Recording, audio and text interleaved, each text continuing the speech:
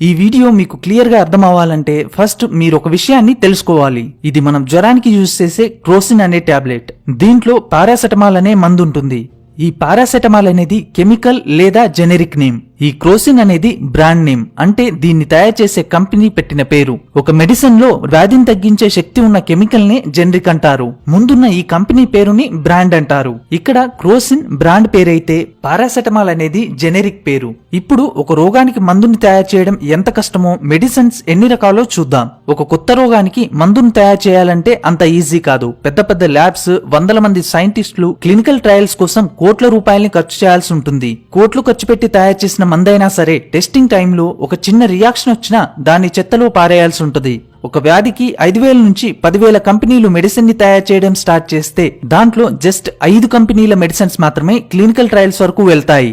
ఈ 5 కంపెనీల్లో కూడా ఒక్కటి మాత్రమే ఫైనల్ గా అప్రూవ్ అవుతుంది. ఒక స్టడీ ప్రకారం ఒక కొత్త వ్యాధికి మందును కనిపెట్టి దాన్ని మార్కెట్లోకి తీసుకురావాలంటే మినిమం $1 బిలియన్, అంటే 7,000 కోట్ల రూపాయల ఖర్చు అవుతుంది. ఇంత డబ్బును ఖర్చు పెట్టి ఒక కంపెనీ మందును తయారు చేసినప్పుడు ఖర్చు చేసిన డబ్బు తిరిగి రిటర్న్ రావాలి కదా. అందుకోసమని ఏ కంపెనీ అయితే ఫస్ట్ ఆ మందుని తయారు చేస్తుందో ఆ కంపెనీకి 20 సంవత్సరాల పాటు ఆ మందు మీద పేటెంట్ హక్కుల్ని ఇస్తారు. ఈ 20 సంవత్సరాల్లో వాళ్ళ మందుని ఏ రేట్ కన్నా అమ్ముకోవచ్చు.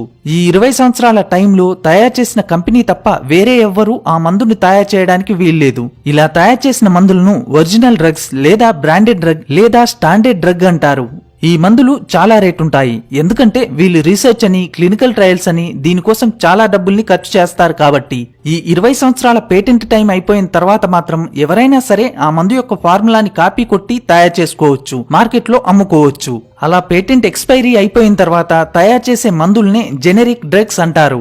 ఆల్రెడీ వేరే వాళ్ళు డెవలప్ చేసిన ఫార్ములాని యూజ్ చేసుకుని ఈ జెనరిక్ మందుల్ని తయారు చేస్తారు. కాబట్టి బ్రాండెడ్ మందుల కన్నా వీటి రేటు 30 నుంచి 60% తక్కువగా ఉంటుంది. ఇప్పుడు ఇండియాలో వాడుతున్న 95% మందులన్నీ ఇలా తయారు చేసిన జెనరిక్ మందులే. అది ర్యాన్బాక్సీ కావచ్చు, రెడ్డి ల్యాబ్స్ కావచ్చు, సిప్లా కావచ్చు. ఈ కంపెనీలన్నీ తమ 99% మెడిసిన్స్ ని ఇలాగే తయారు చేస్తాయి. మన దేశంలో ఈ జెనరిక్ మందులను 2 ప్లేయర్స్ తయారు చేస్తున్నారు. ఒకటి గవర్నమెంట్ కి చెందిన కొన్ని కంపెనీలు, అలాగే ప్రతి సంవత్సరం గవర్నమెంట్ వేసే టెండర్లో సెలెక్ట్ అయ్యే కొన్ని కాంట్రాక్ట్ ఫార్మా కంపెనీలు కలిసి జెనరిక్ మెడిసిన్స్ ని తయారు చేస్తాయి. వీళ్ళు తయారు చేసిన మందుల్ని మనం కరోనా కిట్లలో, గవర్నమెంట్ హాస్పిటల్స్ లో, గవర్నమెంట్ పెట్టిన జెనరిక్ స్టోర్స్ లో ఇస్తున్నారు. గవర్నమెంట్ తయారు చేసే ఈ మందుల మీద కంపెనీ పేరుండదు, జస్ట్ కెమికల్ పేరుంటుంది. సెకండ్ ప్లేయర్ వచ్చేసి సిప్లా, రెడ్డి ల్యాబ్ లాంటి ప్రైవేట్ కంపెనీలు. వీళ్ళు కూడా పేటెంట్ అయిపోయిన మందుల్నే తయారు చేస్తారు. కానీ తేడా ఏంటంటే వీళ్ళు తయారు చేసే మందుల మీద ఇవి బ్రాండ్ మందులు అనిపించేలాగా వాళ్ళ కంపెనీ పేర్లను ప్రింట్ చేసి ఇవి బ్రాండెడ్ జెనరిక్ మందులు అంటూ మార్కెట్ లోకి రిలీజ్ చేస్తున్నారు. నిజానికి ఇవి కూడా జెనరిక్ మందులే, కానీ బ్రాండెడ్ మందులు అంటూ అమ్ముతున్నారు. ఇప్పుడు మనం ప్రైవేట్ హాస్పిటల్లో, మెడికల్ షాపుల్లో కొనే మందులన్నీ వీళ్ళు తయారు చేసినవే.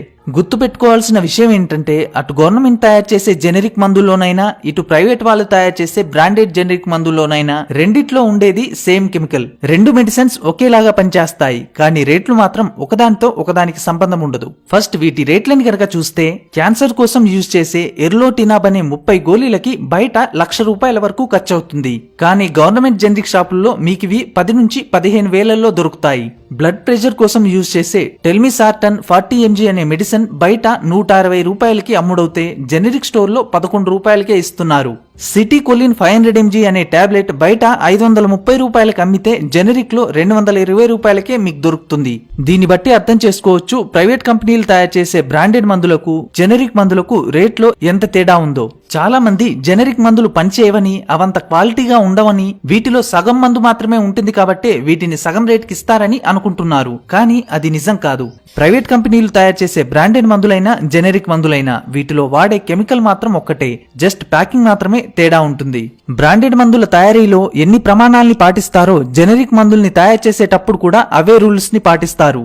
వీటిని తయారు చేసేవి కూడా అల్లాటప్పా కంపెనీలు కావు. WHO అప్రూవల్ ఉన్న కంపెనీలు మాత్రమే ఈ జెనరిక్ మందుల్ని తయారు చేస్తాయి. తయారు చేసిన తర్వాత వీటి క్వాలిటీని ఒకప్పుడు చెక్ చేసేవాళ్ళు కాదు. కానీ 2018 నుంచి NABL, నేషనల్ అక్రిడియేషన్ బోర్డు వాళ్ళు ప్రతి మెడిసిన్ ని చెక్ చేస్తున్నారు. వీళ్ళు ప్రతి బ్యాచ్ ని టెస్ట్ చేసిన తర్వాత మాత్రమే మందుల్ని బయటకు రిలీజ్ చేస్తారు. ఒకవేళ క్వాలిటీలో ఏదైనా కొంచెం తేడా ఉంటే ఆ మందుని తయారు చేసిన వాళ్ళకి 2 సంవత్సరాల జైలు శిక్ష ఉంటుంది. కాబట్టి జెనరిక్ మందుల క్వాలిటీలో విషయంలో మీరు భయపడాల్సిన అవసరం లేనేలేదు. ప్రైవేట్ కంపెనీలు తయారు చేసే బ్రాండెడ్ మందులు ఎలా పనిచేస్తాయో జెనరిక్ మందులు కూడా ఖచ్చితంగా అలాగే పనిచేస్తాయి. ఇప్పుడు మీకు డౌట్ రావచ్చు, ఇంత తక్కువ రేట్లో జెనరిక్ మందులుంటే మరి డాక్టర్లు ఈ జెనరిక్ మందుల్ని కాదని ఎక్కువ రేట్లో ఉండే బ్రాండెడ్ జెనరిక్ మందుల్నే ఎందుకు రాస్తున్నారు అని. ఇదంతా ఫార్మా కంపెనీల మాయ. ఒక వ్యక్తి డాక్టర్ పట్టా తీసుకుని హాస్పిటల్ పెడతాడో లేదో, ఈ బ్రాండెడ్ మందుల్ని తయారు చేసే ఫార్మా కంపెనీల మెడికల్ రిప్రజెంటేటివ్స్ మా బ్రాండ్ మందుల్ని అమ్మితే మీకు ఇంత షేర్ నిస్తామని ఆ డాక్టర్ తో ఫస్టే డీల్ ని కుదుర్చుకుంటాయి. ఆ డాక్టర్ ఎన్ని ఎక్కువ మందుల్ని రాస్తే అంత సంభావన ఉంటుంది. అందుకే ప్రస్తుతం పెద్ద పెద్ద రోగాల్ని పక్కన పెట్టు, జలుబు దగ్గు లాంటి చిన్న చిన్న రోగాలకు కూడా డాక్టర్లు బ్రాండెడ్ మందుల్నే రాస్తున్నారు. జనాలు కూడా అవి కొంటేనే తగ్గుతుందేమో అనుకుని రేట్ ఎక్కువైనా సరే వాటినే కొంటున్నారు. అందరూ డాక్టర్స్ ఇలాగే ఉంటారని నేను అనట్లేదు. నిజాయితీగా పనిచేసే కొందరు మంచి డాక్టర్స్ కూడా ఉన్నారు. యుఎస్ లో ఉండే ఒక డాక్టర్ ప్రతి 10 మంది పేషెంట్స్ లో 8 మందికి జెనరిక్ మందుల్నే ఇస్తున్నాడు. కానీ మన దేశంలో మన డాక్టర్స్ ప్రతి 10 మంది పేషెంట్స్ కి 8 మందికి బ్రాండెడ్ మందుల్ని రాస్తున్నారు.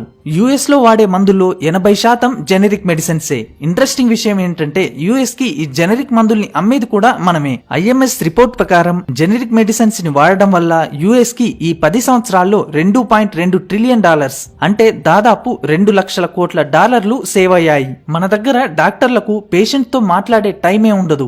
WHO ప్రకారం ఒక డాక్టర్ పేషెంట్ తో ఖచ్చితంగా 15 నిమిషాలు మాట్లాడాలి. అప్పుడే పేషెంట్ యొక్క ప్రాబ్లం ఏంటో డాక్టర్ కి క్లియర్ గా అర్థమవుతుంది. కానీ మన డాక్టర్స్ పేషెంట్స్ తో 2 నిమిషాలు మాత్రమే మాట్లాడుతున్నారు. మరో అద్భుతమేంటో తెలుసా? ప్రపంచంలో ఏ దేశమైనా చూసుకోండి, ఒక ఫార్మాసిస్ట్ అవ్వాలంటే అతను ఖచ్చితంగా డిగ్రీ చదివి ఉండాలి. కానీ ఒక్క మన దేశంలో మాత్రమే 10th తర్వాత డిప్లొమా చదివితే చాలు ఫార్మాసిస్ట్ అయిపోవచ్చు. ఫార్మసీ చట్టం ప్రకారం ఫార్మాసిస్ట్ కాకుండా అర్హత లేని వాళ్ళు ఎవరైనా మెడికల్ షాపుల్లో మందులిస్తే వాళ్ళకి 6 నెలల జైలు శిక్ష లేదా $1000 జరిమానా అనే రూల్ ఉంది. కానీ మన మెడికల్స్ లో గోడకి సర్టిఫికెట్ ఉంటది తప్ప చాలా మెడికల్స్ లో ఫార్మసిస్టే ఉండడు. మన దగ్గరున్న మరో మెయిన్ ప్రాబ్లం ఏంటంటే 90% డాక్టర్స్ మందుల చిట్టి మీద కెమికల్ పేరు రాయరు, బ్రాండ్ పేరు రాస్తున్నారు. 2017లో MCI medical council of India డాక్టర్లందరూ మందుల చిట్టీలో కెమికల్ ఫార్ములాని మాత్రమే రాయాలి, బ్రాండ్ పేరు రాయకూడదు, రాసిన అక్షరాలు కూడా రోగికి క్లియర్ గా అర్థమయ్యేలా ఉండాలనే రూల్ ని పాస్ చేసింది. ఈ రూల్ వచ్చి 4 సంవత్సరాలు అవుతుంది. అయినా సరే 90% డాక్టర్స్ ఇప్పటికీ మందుల్ని బ్రాండ్ పేరుతోనే రాస్తున్నారు. దీనివల్ల మనకేంటి లాస్ అని మీరు అనుకుంటున్నారా? బ్రాండ్ పేరుతో వీళ్ళు రాసే మందులు వీళ్ళ మెడికల్ షాప్ లో తప్ప బయట ఎక్కడా దొరకవు. తప్పనిసరి పరిస్థితుల్లో వాళ్ళు ఏ రేట్ చెప్తే ఆ రేట్కే మనం కొనుక్కోవాల్సి వస్తుంది. అదే వీరు కెమికల్ పేరుతో మందుల్ని రాస్తే మనం ఎక్కడ కావాలంటే అక్కడ మనకు నచ్చిన రేట్కి వీటిని కొనుక్కోవచ్చు. మరో మెయిన్ విషయం ఏంటంటే కొన్ని మందుల తయారీకి అయ్యే ఖర్చుకి దాని మీద ఈ ప్రైవేట్ ఫార్మా కంపెనీలు ప్రింట్ చేస్తున్న MRPకి అసలు పోలికే లేదు. ఫర్ ఎగ్జాంపుల్ డయాలిసిస్ రోగులకిచ్చే ఎరిథ్రోపాయిటిన్ అనే ఇంజెక్షన్ MRP రేట్ $1400. కానీ ఈ ఇంజెక్షన్ అసలు ధర $150. హెవీ బ్లడ్ ఇన్ఫెక్షన్ అయినప్పుడు ఇచ్చే మెరోపెనమ్ అనే ఇంజెక్షన్ MRP రేట్ $4000. కానీ దీని యాక్చువల్ రేట్ $224. ఈ లిస్ట్ చూస్తే మీకు క్లియర్ గా అర్థమవుతుంది ఒక మందుని తయారు చేయడానికి ఎంత ఖర్చు అవుతుందో వీళ్ళు మన దగ్గర MRP పేరుతో ఎంత వసూలు చేస్తున్నారో. మరి ఇంతింత రేట్లున్నప్పుడు గవర్నమెంట్ ఈ రేట్లను కంట్రోల్ చేయొచ్చు కదా అని మీరు అడగొచ్చు. కంట్రోల్ చేయొచ్చు, కానీ అది చాలా కష్టం. ఎందుకో ఇప్పుడు చూద్దాం. నార్మల్ గా మనం 28,000 రకాల మందుల్ని యూజ్ చేస్తున్నాం. గవర్నమెంట్ ఈ మందుల్ని 2 గ్రూపులుగా డివైడ్ చేసింది. ఒకటి షెడ్యూల్డ్ డ్రగ్, రెండవది నాన్ షెడ్యూల్డ్ డ్రగ్. జనాలు ఎక్కువగా వాడే దగ్గు, జలుబు లాంటి అత్యవసర రోగాలకు చెందిన 460 రకాల మందులు అత్యవసర మందుల లిస్ట్ లో ఉన్నాయి. ఈ మందుల రేట్లను గవర్నమెంట్ కి చెందిన national pharma price authority decide చేస్తుంది. మిగిలిన 27,300 మందుల్ని నాన్ షెడ్యూల్డ్ డ్రగ్స్ లిస్ట్ లో ఉంచడం జరిగింది. యాంటీబయోటిక్స్, గుండె, క్యాన్సర్, మూత్రపిండాలకు సంబంధించిన ఎన్నో మెడిసిన్స్ తో పాటు విటమిన్ డి లాంటి మందులు ఈ లిస్ట్ లో ఉన్నాయి. ఈ నాన్ షెడ్యూల్ జాబితాలో ఉన్న మందుల రేట్లను వీటిని తయారు చేసే ఫార్మా కంపెనీలే డిసైడ్ చేస్తాయి. మీరు కనుక అబ్జర్వ్ చేస్తే 20% మందులకి గవర్నమెంట్ రేట్ ని డిసైడ్ చేస్తే మిగిలిన 80% మందుల రేట్లను ఫార్మా కంపెనీలు డిసైడ్ చేస్తున్నాయి. ఫస్ట్ ఇది మారాలి. ఇంకో జోక్ ఏంటంటే మనకు ఎసిడిటీ వస్తే 95% టాబ్లెట్ వేసుకుంటాం. కేవలం 5% మంది మాత్రమే ఇంజెక్షన్ తీసుకుంటారు. లెక్క ప్రకారం టాబ్లెట్ అనేది అత్యవసర మందుల లిస్ట్ లో ఉండాలి. దీని రేట్ ని గవర్నమెంట్ కంట్రోల్ చేయాలి. కానీ 5% మంది మాత్రమే తీసుకునే ఇంజెక్షన్ ని అత్యవసర మందుల లిస్ట్ లో ఉంచారు. 95% మంది జనాలు వాడే టాబ్లెట్స్ ని నాన్ షెడ్యూల్ డ్రగ్స్ లిస్ట్ లో ఉంచారు. అందుకే 40 పైసల ఖర్చుండే ఒక్కో ఎసిడిటీ టాబ్లెట్ కు ఈ ప్రైవేట్ కంపెనీలు మన దగ్గర నుంచి $4 నుంచి $8 వసూలు చేస్తున్నాయి. ఇలాంటి మెడిసిన్స్ చాలా ఉన్నాయి. వీటన్నిటిని అత్యవసర మందుల జాబితాలోకి తీసుకొస్తే తప్ప వీటి రేట్లు కంట్రోల్ కావు. మరదెప్పుడు జరుగుతుందో చూడాలి. జెనరిక్ మందుల్ని తయారు చేయడంలో ఇండియా వరల్డ్ లోనే ఫస్ట్ ప్లేస్ లో ఉంది. ప్రపంచంలో వాడే జెనరిక్ మందుల్లో 22% మందుల్ని మనమే తయారు చేస్తున్నాం. ఆఫ్రికాలో వాడే జెనరిక్ మందుల్లో సగం మనం తయారు చేసినవే. కానీ మన దేశంలో మాత్రం జెనరిక్ వచ్చి 20 సంవత్సరాలు అవుతున్నా ఇప్పటికీ 80% మంది ఈ ప్రైవేట్ కంపెనీలు తయారు చేస్తున్న బ్రాండెడ్ మెడిసిన్ నే యూజ్ చేస్తున్నారు. జెనరిక్ మందుల్లో కన్నా బ్రాండెడ్ మందుల్ని అమ్మడంలో మార్జిన్ ఎక్కువ ఉంటుంది కాబట్టి మెడికల్ వాళ్ళు కూడా బ్రాండెడ్ మెడిసిన్ ని అమ్మడానికే ట్రై చేస్తున్నారు. అందుకే మన దేశంలో 18 లక్షల మెడికల్ షాపులుంటే జస్ట్ 8,000 జెనరిక్ షాప్స్ మాత్రమే ఉన్నాయి. వీటిని కూడా మన గవర్నమెంట్ ప్రజలకు తక్కువ రేట్కే మందుల్నివ్వాలనే ఉద్దేశంతో 2008లో జన ఔషధి అనే పేరుతో స్టార్ట్ చేసింది. ఈ స్టోర్స్ లో తలనొప్పి, జలుబు, జ్వరం దగ్గర నుంచి షుగర్, క్యాన్సర్, హార్ట్ ప్రాబ్లమ్స్ కి సంబంధించిన 1450 రకాల మందులు దొరుకుతాయి. ఎమర్జెన్సీ అయితే తప్ప సాధ్యమైనంత వరకు మందుల్ని ఇక్కడ కొనటానికే ట్రై చేద్దాం. 2-3 దొరక్కపోతే ఏముంది, వేరే షాప్ కెళ్లి కొనుక్కుందాం. ఈ జెనరిక్ షాప్స్ లో మందుల్ని కొనడం వల్ల ఇప్పటి వరకు 2,000 కోట్ల రూపాయల ప్రజల డబ్బు ఆదా అయిందని లెక్కలు చెప్తున్నాయి. కుదిరినంత వరకు మందుల్ని గవర్నమెంట్